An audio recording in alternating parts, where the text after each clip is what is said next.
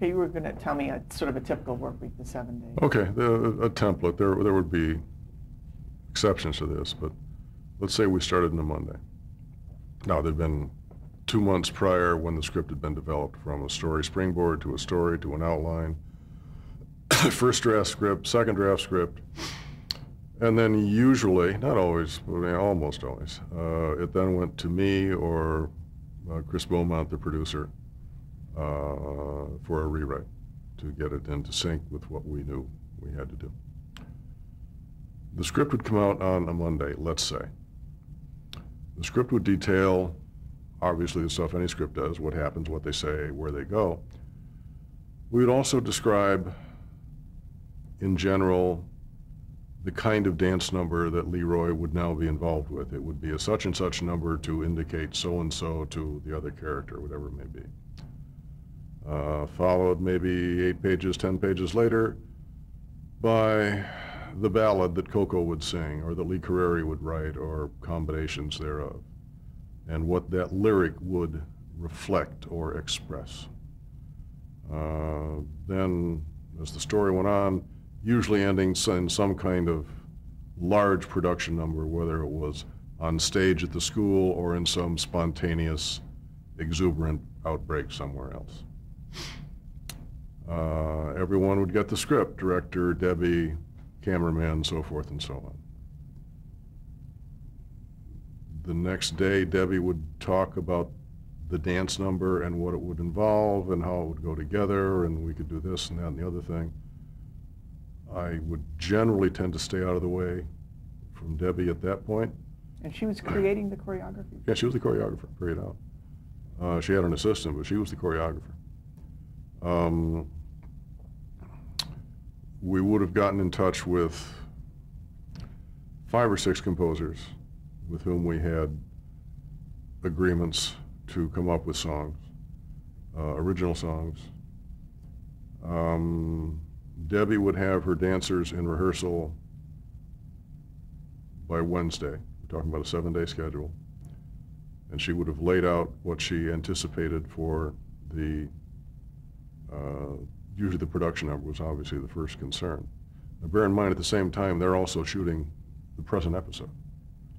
So the dancers are rehearsing for the next episode, and then they're called out of rehearsal hall to go down to do the episode. So that was complicated. The director would come in with his ideas and his needs and whatever the hell it may be. By Thursday, maybe Friday, we would be listening to the entries for the song, the ballad that Coco was supposed to sing or Lee Carreri is supposed to write, whatever it may be. I'd be there, Debbie'd be there, the director would be there, the other producers would be there. That was generally pretty much it. Sometimes the person who was going to sing the song would also be there to hear if it was in their ballpark. A choice would be made at that point. Orchestrations would then be drafted for that song in this slot. The dancers have now had 3 days to rehearse the production number while they're also filming the show that's presently in front of the camera.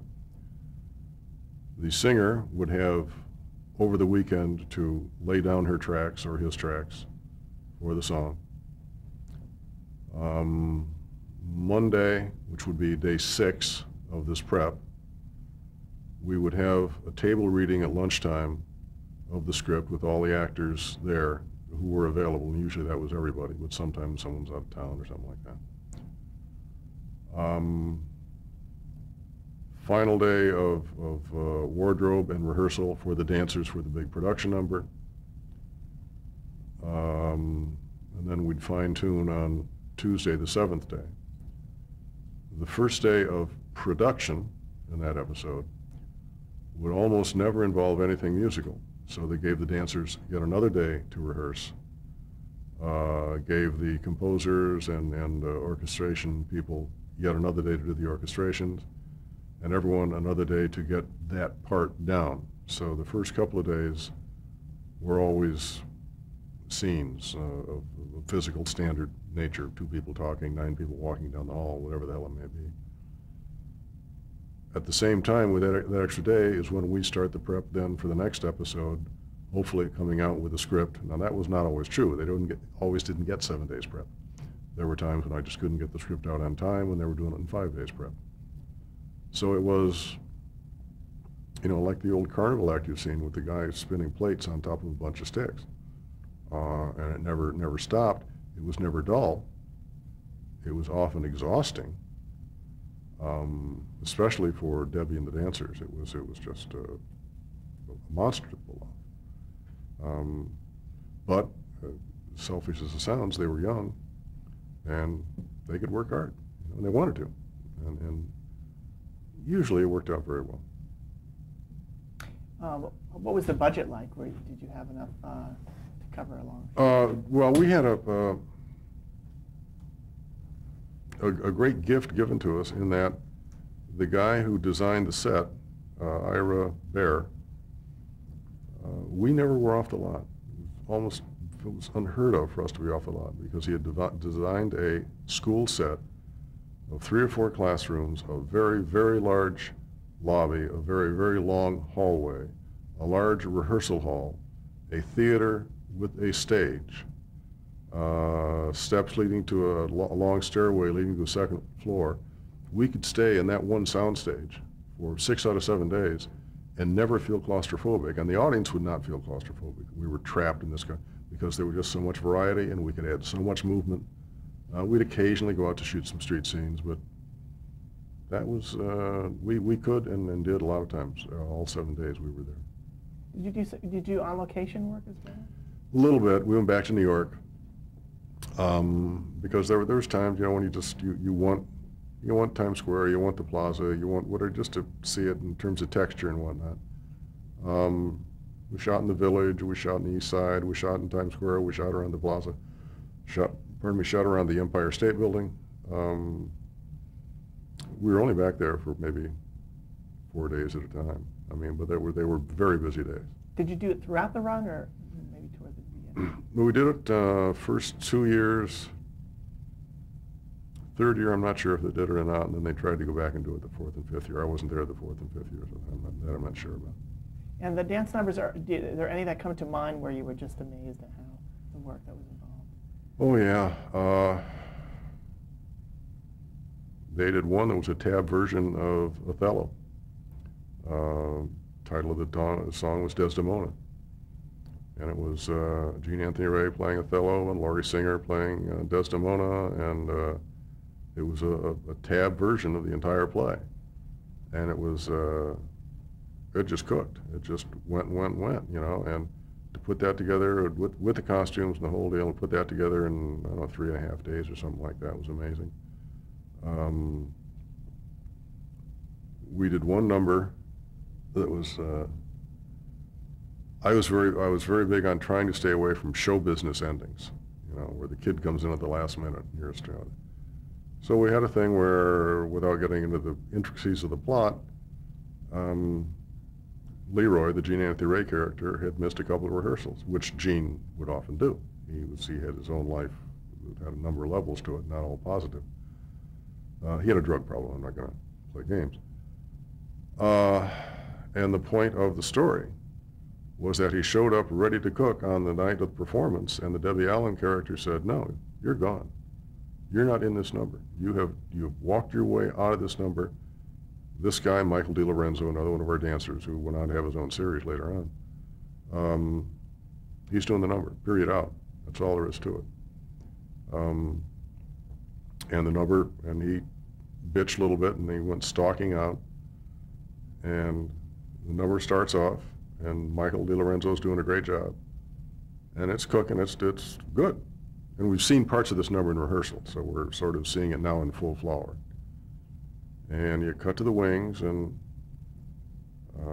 somebody standing next to Debbie and says, "Where's Leroy?" She goes, "I don't know, somewhere, I have no idea where it is." And you pull off her, and you pull off the backstage area, and you push down the hallway, and you come down to the rehearsal hall. And this is a long shot. This is the shot that was maybe 30 seconds, which is an endless amount of time. And all you hear is the music on stage growing more and more and more muted. You can still hear it, but it no longer has that brassy presence that you have from being next to the pit. And then you come to the rehearsal hall, and the camera arcs around and goes into the rehearsal hall. And we had previously set up the fact that it was raining heavily. So the rehearsal hall, which had skylight windows to one side, is just rippling with light as all the water is running down the windows. And you see Gene, the Leroy character, in there doing the number, mimicking everything that's going on stage, making sure he can do the number. And it ended, that's where it ends. And that was it, and it was just fabulous. It was just wonderful. It wasn't a showbiz thing, it was, this is how life works. And it was also my way to say to Gene, we can replace you if we have to. And we did, we put him on suspension at one point. He was an endearing, sweet guy. He was so sweet. At one point he came up to appeal his suspension, myself and Ken Ehrlich, who was my producer. And he started to talk, and he turned away from me. He said, I can't talk to Bill, he knows when I lie. And he directed her. And unfortunately, we lost Gene to AIDS. But he was an immensely talented and bright guy, a good guy. So I miss him. Did he miss some of the episodes in that period? You just wrote him out? Suspended him, which was not an easy sell at the network. I said, that's the only way you're going to get him back is to make sure he realizes he can be written out. And when you have a cast that large, it's truly not, it's not like losing Matt Dillon out of Gunsmoke, you know. He was certainly the best dancer, but he wasn't the only dancer, and there were a lot of singers, and there was stuff going on. With the series got canceled and before the syndication deal, or how did that come about? Got canceled by NBC.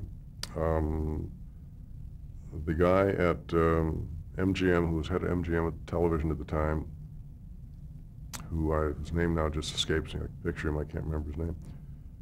He went out to a bunch of cities, big cities, Chicago, San Francisco, New York, big markets, and put together, structured a deal where that would be syndicated, and sponsor time would be bartered in terms of local and national and this, that, and the other thing.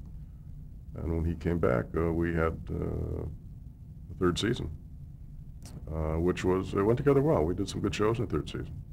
Cut back a little on money, but I don't think you saw it on screen at all. I think it was judiciously done. Do you think it remained popular? Or? Yeah, it remained popular. It did, absolutely did. Was this sort of unheard of at the time, or it was semi-unheard of? Semi-unheard of, yeah, absolutely. I mean, syndication has now almost gone away in terms of our shows and whatnot, but for a time, it was a very viable other avenue to go down. What was the relationship like with the real school in the show? Cordial, certainly not anything but.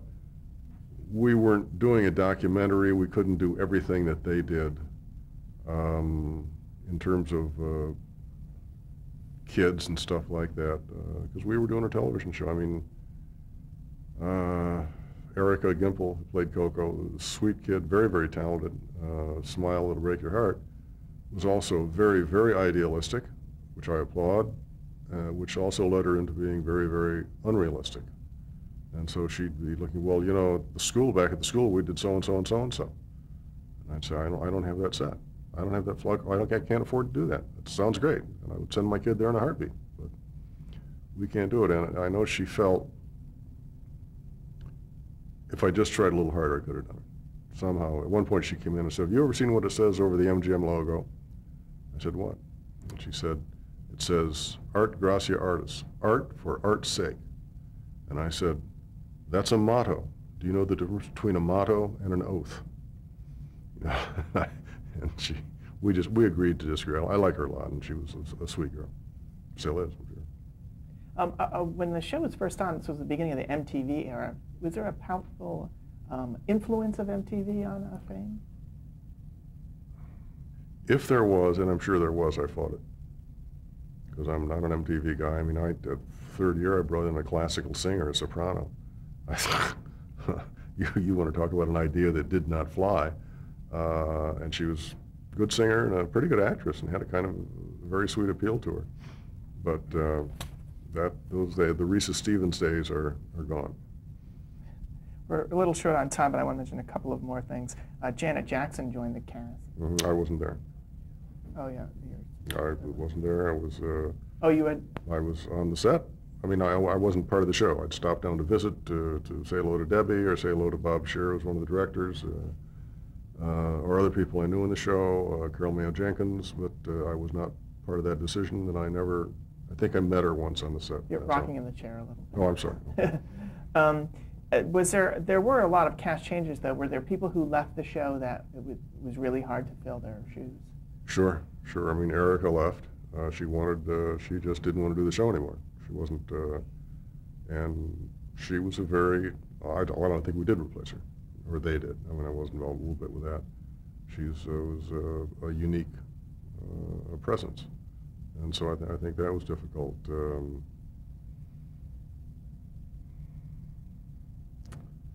I can't think of anyone else offhand. I mean, we brought new people in. We brought in Cindy Gibb. We brought in Billy Huffsey.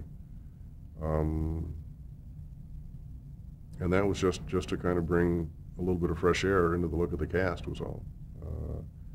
In one case, that was probably a pretty good thing. In the other case, I'm not sure it helped us, but we were experimenting. We were looking, because eventually, especially when you're dealing with television, your 17-year-old who's played by a 26-year-old starts to look 30, and that doesn't work.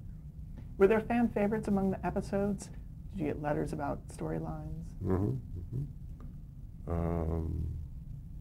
We did one about teenage suicide that got a lot of response. We did one, almost all the ones we did that dealt with communication between teenagers and parents and all that kind of thing were responded to. But the show mainly was responded to overall because it always dealt with, if you want it bad enough, if your dream is real enough, you might be able to make it happen, and even if you can't make it happen, following it is the only thing you can do to quench that thirst. And to a teenager, to an audience, I think that's a message they're more than willing to hear, eager to hear. Did you write the teen suicide episode? No, I did not. I had a lot to do with it, and I was executive producer, and I rewrote parts of it. But what's interesting is we didn't, it was the only episode we did where we could find no way to fit in any musical number until the very, very, very end. There was no first act, second act, third act number at all, because once you went there, it tended to trivialize what we were trying to talk about. It clearly, I'm singing and dancing, now I'm talking about teenage suicide. No, that doesn't work, And we ended up doing a gospel number at the end of the show. But that was all. Any last words you want to say about Debbie Allen in terms of her talent and her multifaceted talent? No, I mean, you just said it. She is multifaceted. She's bright as she can possibly be. She's tough. I mean that as a compliment. She's extraordinarily professional. She's intensely focused and dedicated. If you have your act together, you're going to do fine. If you don't have your act together, she'll be all over you like a bad storm. Because she doesn't have any patience with that. But she defines professional. Why did you leave Fame? Well, it wasn't willingly. Jerry Thorpe and I was still partnered with on other things, had a deal with NBC to do a series. And I said to Jerry, I don't want to be shooting this at MGM and have to go across town to shoot something else. So we agreed we would either do a Lorimar or MGM, which were on the same lot at the time. So we talked to Lorimar, we talked to MGM. Lorimar offered us the better deal. We agreed we would sign with Lorimar. The next day MGM fired me. So it was, I was shown the door rather forcefully. So that once they heard about that deal? Once they heard that I did not sign with them, even though Lorimar offered, I just thought it was, hey, it's business, guys. They offered the better deal. They said, well, this is business too. See ya.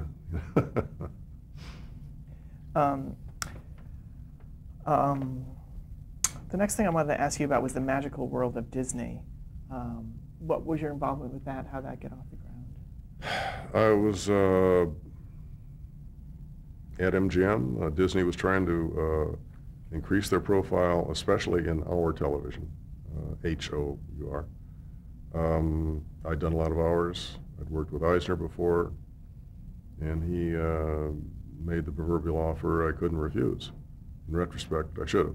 but because we did some good shows, did some very good shows at Disney, but they did not catch for whatever reason. I mean, there's stuff I look at today and I said, that was good. That was a good stuff. I'm proud of that. Didn't happen. And the last 8 months or so of my 3-year deal there, they decided they weren't going to do any more hours. Just period out. They weren't going to do more hours. Well, I don't know how. I have no record at all in half hours. So I asked for a release from my contract, and they said no. So I spent 8 hours going in there, answering the phone, doing some typing,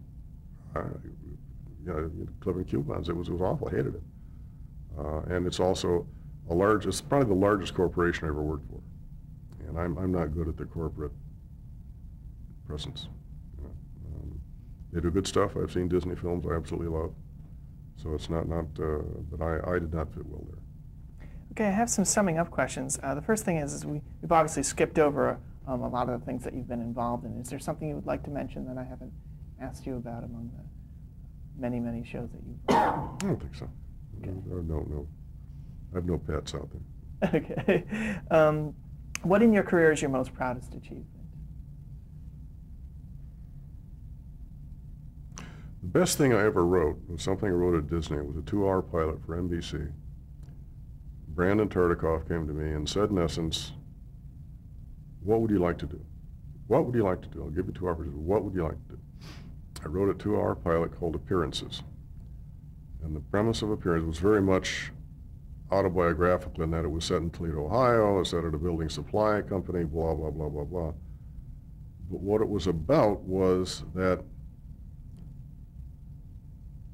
in the most predictable presentation, there is something behind that presentation that does not mesh, that we all have a persona we only share reluctantly, if at all. And the pilot indicated that. There's a lot of stuff going on that was strange and offbeat, and I was delighted with it. The NBC hated it. I think they put it on the air about 2 weeks after they got it. Just get rid of it right now. They loathed it. We were forced into some miscasting. I wanted one person and they wanted somebody else, and it's their network, and ultimately they signed the checks, and so I think we suffered from that. But when I look back on that, and I mean, obviously I have some pride in Roots, but that's Alex's, and Brian's song I think was just synergy to a large degree, and Fame was more fun than anyone's allowed to have. And I enjoy what I do. I love what I do. I mean, I'm sorry, I've been out of television for 4 years now, trying to write plays and having some minor success. But I love to write. If somebody said you can't write plays anymore and you can't get into television, I'd keep on writing something, What advice would you give an aspiring writer? Boy, read. Read everything you can. Read everything you can. And see as much as you can, and be willing to write and throw it out. Be willing to write and say, this didn't work, and move on. And don't keep picking at a sore and saying, well, if I change this, it'll be okay. If you got it and it doesn't work, it hasn't worked. It doesn't matter why. It doesn't matter why, but sometimes it just doesn't float, and let it go. I once said, someone asked, what's television, what is it that makes television work when it works right?